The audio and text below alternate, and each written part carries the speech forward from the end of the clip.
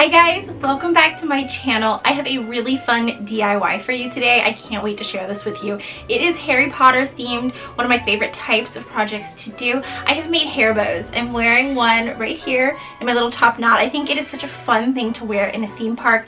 I made these for my upcoming trip to Universal Studios to visit the Wizarding World of Harry Potter. Of course, when you go to Disney World, you wear mini ears, so I was afraid that my head was going to feel a little naked, so I made these bows. I made two different kinds. So here I've got a chocolate frog one. I'm going to show you the close-up.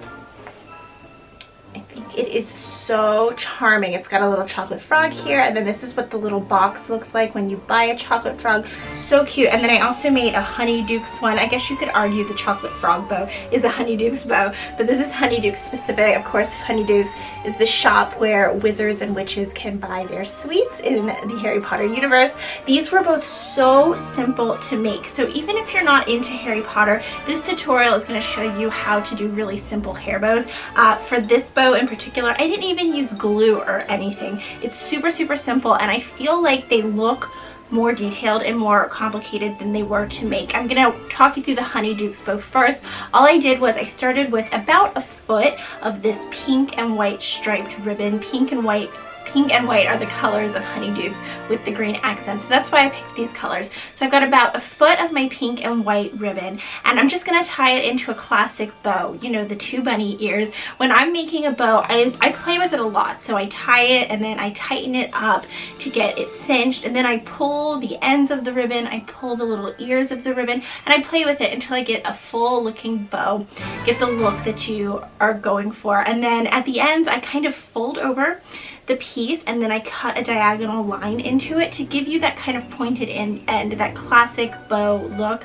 It just kind of looks a little cleaner that way, and it's really easy to do, not too complicated. And then I wanted to do a layered look to give it some depth, some dimension, to make it look a little nicer. So I used this thin green ribbon, and I cut myself about a foot, and I tied a littler bow. And again, I pulled at the ends to get the shape I liked. I wanted it a little smaller to nestle inside the pink and white bow. I got all of my ribbon at Joann's Fabric, and I used one of their coupons that they always have, so it was really inexpensive.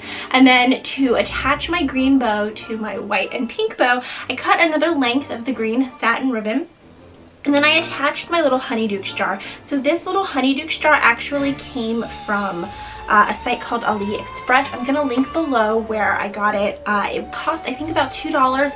It's actually a pin, an enamel pin, so it attaches really easily to this green ribbon. I just took the back off the pin, popped it in through the ribbon, and then I had it attached, and then I used that piece of ribbon, tied it around the pink and white bow with the green bow on top. So by tying them together, I'm kind of attaching them, and now I've got an easy spot for my little Honeydukes jar to rest. And that was all I did to make the bow. And then I used these little alligator clips.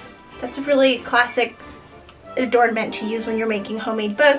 I got a pack of these. I think I got 12 for about $3 at Walmart, so really affordable. And now I've got extra to use for other projects. And all I did was I slid the alligator clip through the backing of the bow. I didn't use glue or anything. It's really tight.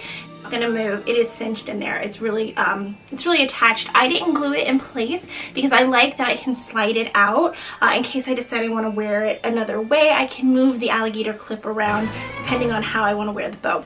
So it's really versatile that way. I'm really happy with it. This little enamel pin, like I said, I got from AliExpress, and then the other pieces for the chocolate frog bow I also got from AliExpress. They're a great site for craft items. You get these items really inexpensively. The only thing to keep in mind is they often take a while to ship. It can take weeks to get your items. You often get free shipping, so it's really affordable, but it takes a while. So give yourself enough time. Like I said, for the chocolate frog bow, I used AliExpress as well. These little items here actually came from a necklace. I'm gonna link it below. So I bought one item and it came with two pieces, and I think it cost $3. So I paid $3 and I got the frog and the little chocolate frog card. All I did to make this was I attached the frog to the little chocolate frog card piece using hot glue. It was really simple. I wanted to use both pieces, and I wanted you to be able to see them both. I wanted you to see the detailing on that chocolate frog Frog card piece because it's just so intricate and really pretty.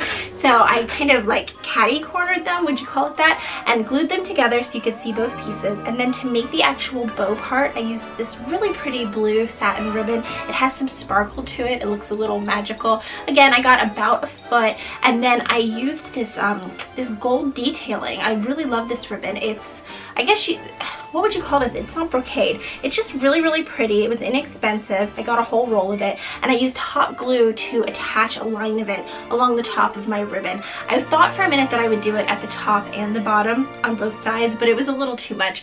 Just one piece worked. I glued it along the top, and then I tied my bow. Again, like I said before, I kind of played with it, pulled it till I got the piece looking exactly how I wanted, and then I trimmed up those ends to make it look nice and neat, and then I just used the hot glue again to attach my chocolate frog piece right in the center, and it's on there. It's really nice and secure. And then again, I took my alligator clip, slid it into the back so that it's nice and secure, and there you go. Like I said, I have it here.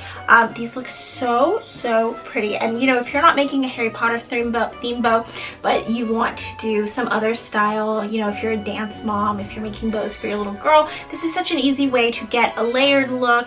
You know, there's a lot of detail here. There's a lot going on. I think it looks like something you bought on Etsy or at a little boutique shop, but as you just saw, it was so super simple and easy. These are going to be so fun to wear at the Wizarding World of Harry Potter. I've got a few more projects coming up in the same Harry Potter theme. Also, I've done a ton of Harry Potter stuff in the past. I'll link some of my favorite Harry Potter project videos below so you guys can check them out. I've done like construction paper crafts. I have a really awesome butterbeer recipe. I will link that below. I love Harry Potter. I'm so excited to go. So I've got a bunch of content coming up. I'm also going to be vlogging my trip.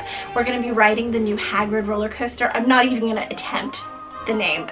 Hagrid's Magical Creature Motorbike Adventure. I don't know, but it looks really cool. I'm going super soon, so make sure you hit that red subscribe button so you don't miss out on future videos. Let me know in the comments below which of these two bows was your favorite. I'm not sure which one I like better. I want to know what you think, and hit that thumbs up button if you liked this. I will make more videos like this.